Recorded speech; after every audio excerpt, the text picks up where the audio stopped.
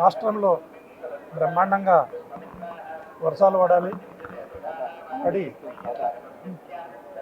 రైతులంతా కూడా సుభిక్షంగా ఉండాలి.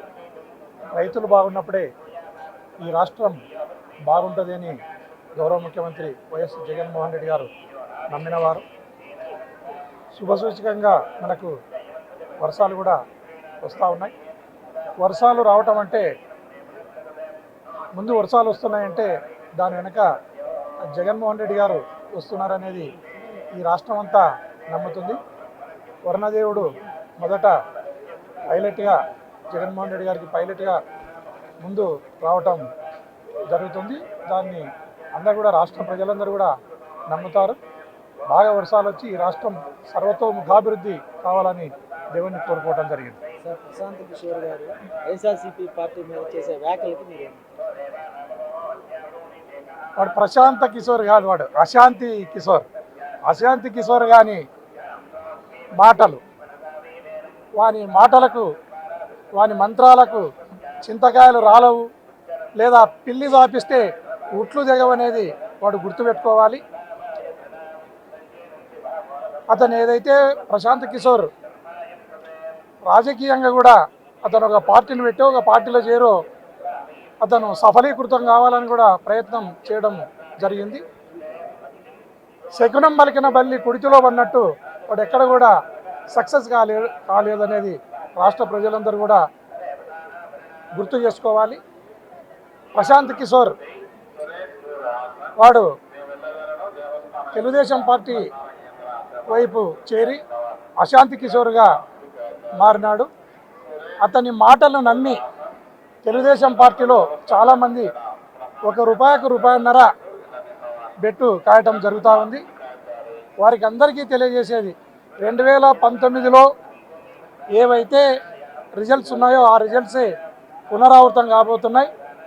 ఖచ్చితంగా ఏదైతే ఈరోజు తెలుగుదేశం పార్టీ బెట్టుగా వస్తుందో మూలుగుతున్న నక్క మీద తాటికాయ అన్నట్లుంటుంది. వాళ్ళు ఓడిపోవటం ఖాయము. దాంట్లో బెట్టు పెట్టుకుని డబ్బులను కూడా పోగొట్టుకుంటారు తెలుగుదేశం పార్టీలు అనేది ఈ సందర్భంగా తెలియజేస్తున్నారు.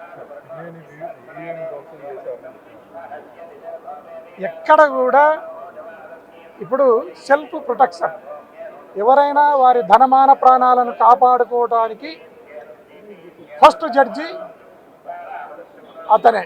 ఎవరైతే నష్టపోతున్నాడో, ఎవరైతే ధనమాన ప్రాణాలను కోల్పోతున్నారో ఆ వ్యక్తే తన ధనాలను, మానాన్ని, ప్రాణాన్ని కాపాడుకోవాల్సిన ప్రాథమిక బాధ్యత వారిపైనే ఉంటుంది. అందులో భాగంగానే అక్కడ రిగ్గింగ్ జరిగింది. అక్కడ ఖచ్చితంగా వాళ్ళు ఏదో తెలుగుదేశం పార్టీ వాళ్ళు కుట్రలు కుతంత్రాలతో ఓట్లను వేసుకుంటున్నారనే భావనతో పోవడం అక్కడ జరిగింది. అంతే తప్ప ఎక్కడ కూడా మన ఎలక్షన్ ప్రక్రియకు విఘాతం కలగలేదు. కలిగిన దగ్గర మనం ఖచ్చితంగా రీపోల్ను కూడా అడగటం జరిగింది. చేతనైతే వాళ్ళు రీపోల్కు కూడా వాళ్ళు కూడా తెలుగుదేశం పార్టీ వాళ్ళు కూడా యాక్సెప్ట్ చేయాలని ఈ సందర్భంగా కోరుతున్నాను. అదే కాకుండా ఏదైతే జగన్మోహన్ రెడ్డి గారు లండన్కు పోయే ముందు అసెంబ్లీలో 151కి పైన 22కు మించి పార్లమెంటులో వస్తామని చెప్పడం జరిగింది. అదే కాకుండా మా పార్టీ వాళ్ళు డేటును, టయాన్ని, ప్లేసును కూడా ఫిక్స్ చేయడం జరిగింది.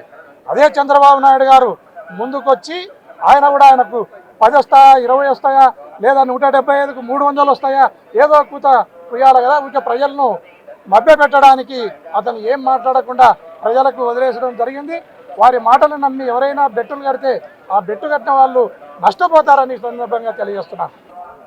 ఈ రాష్ట్రంలో ఆయన చేసిన సంక్షేమ పథకాలు, ఆయన చేసిన సామాజిక న్యాయం అంతకు మించి ఈ రాష్ట్ర ప్రజలకు తన ప్రాణాన్ని ప్రాణంగా అడ్డం వేసి ఆయన పరిపాలన చేయడం జరిగింది. అందుకోసమే ఫుల్ కాన్ఫిడెన్స్గా ఆయన అసెంబ్లీలో 151కి పైన, పార్లమెంటులో 122కు మించి మాకు సీట్లు రాబోతున్నాయి. ఖచ్చితంగా మేము జూన్ 9 టైం 9:38, ప్లేస్ వచ్చేసి రుషికొండ, విశాఖపట్నంలో ప్రమాణ స్వీకారం చేయబోతున్నారు. రెండోసారి వైఎస్ జగన్మోహన్ రెడ్డి అనే నేను అని ఆయన ఖచ్చితంగా ప్రమాణ స్వీకారం చేయబోతున్నారు. ఈ దేశం ఒక్కసారి నిర్ఘాంతపోయే విధంగా, ఈ దేశం అత్యంత సంతోషపడే విధంగా రిజల్ట్స్ కూడా రాబోతున్నాయని ఈ సందర్భంగా